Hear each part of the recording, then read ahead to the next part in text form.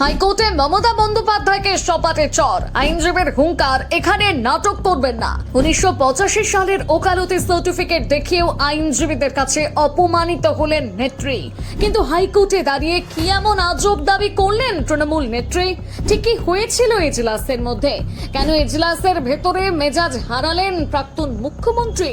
সত্যি কি শুভেন্দুর জমানায় পুলিশে ভয়ে তবে সিটিয়ে আছেন মমতা? শুনুন আদালতের ভেতরে সেই চাঞ্চল্যকর বাদানুবাদ। সময় বড় বলবান। যে নবান্ন থেকে একসময় বিরোধী কণ্ঠ রোধ করার চেষ্টার অভিযোগ উঠত, আজ সেই প্রাক্তন মুখ্যমন্ত্রী মমতা বন্দ্যোপাধ্যায়কে সশরীরে হাজির হতে হলো আদালতের দরজায়। কিন্তু সেখানেও জুটল চরম অপমান। এজলাসের ভেতরে এক আইনজীবী সরাসরি মুখের উপর বলে দিলেন, এখানে নাটক করবেন না। মে মাসের তপ্ত দুপুরে হাইকোর্টের ভেতরে এই এক কথাতেই যেন বজ্রপাত হলো তৃণমূল শিবিরে। এজলাসে দাঁড়িয়ে মমতা বন্দ্যোপাধ্যায় দাবি করেন, আমাকে বাড়ি থেকে বেরোতে দেওয়া হচ্ছে না, পুলিশের কাছে যেতে পারছি না। কিন্তু প্রশ্ন উঠছে, একজন প্রাক্তন মুখ্যমন্ত্রী যার সাথে সর্বক্ষণ নিরাপত্তা বাহিনী থাকে, তাকে কে আটকাবে? পুলিশের আইনজীবী ধীরাজ ত্রিবেদী স্পষ্ট জানিয়েছেন, এই অভিযোগের কোনো সুনির্দিষ্ট ভিত্তি নেই। তথ্য প্রমাণের অভাবে মমতার এই দাবিকে ভিত্তিহীন বলেই মনে করছে রাজনৈতিক মহলের একাংশ। নিজের আমলের পুলিশ আজ তার কথাই শুনছে না। এটা কি তার দীর্ঘদিনের ভুল শাসনেরই ফল নয়? মমতার আবেগপ্রবণ সওয়াল চলাকালীনই সপাটে আক্রমণ করেন এক আইনজীবী। সোজাসুজি তাকে লক্ষ্য করে বলা হয়, এখানে নাটক করবেন না। আসলে আদালতের ভেতরে রাজনৈতিক জনসভার মতো বক্তব্য রাখা যে কাম্য নয়, সেটাই মনে করিয়ে দিয়েছেন তিনি। প্রাক্তন মুখ্যমন্ত্রী নিজেকে 1985 সালের আইনজীবী বলে দাবি করলেও আইনি যুক্তির চেয়ে তার বক্তব্যে আবেগের আধিক্যই বেশি ধরা পড়েছে, যা পেশাদার আইনজীবীদের কাছে স্রেফ পাবলিসিটি স্ট্যান্ড ছাড়া আর কিছুই নয়।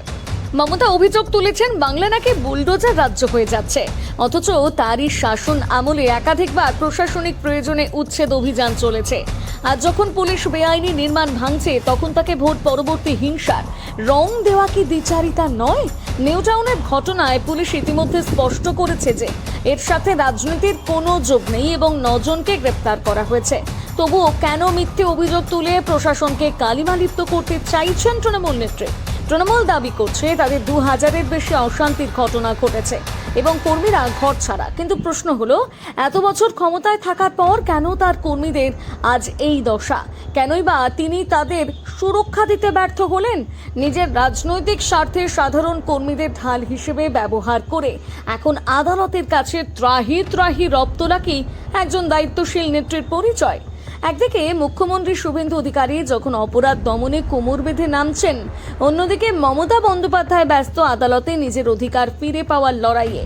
বাংলার মানুষ আজ আর আবেগ নয়, সুশাসন চায়। মমতা বন্দ্যোপাধ্যায়ের এই আইনি লড়াই কি আদতে কোনো সমাধান আনবে, নাকি পরাজয়ের গ্লানি ঢাকতে এটাই তার শেষ চেষ্টা? আপনি কি মনে করেন মমতা বন্দ্যোপাধ্যায়ের এই অভিযোগগুলো সঠিক, নাকি স্রেফ নজর ঘোরানোর চেষ্টা? কমেন্টে আপনার মতামত জানান।